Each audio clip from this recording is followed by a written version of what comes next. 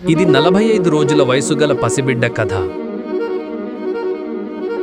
జననం తర్వాత తల ఆకారం అసాధారణంగా కనిపించడం వల్ల వైద్య పరీక్షలు నిర్వహించగా క్రానియోసినిస్టోసిస్ అనే అరుదైన వ్యాధి నిర్ధారణ అయింది.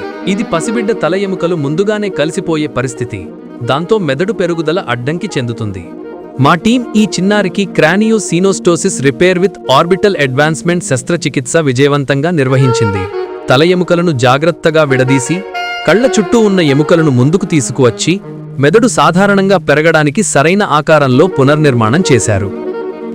ఇప్పుడు బిడ్డ ఆరోగ్యంగా ఉంది. తల ఆకారం సహజ స్థితికి వస్తోంది. నేను doctor Kalakoti Chandrasekhar Reddy, consultant neurosurgeon.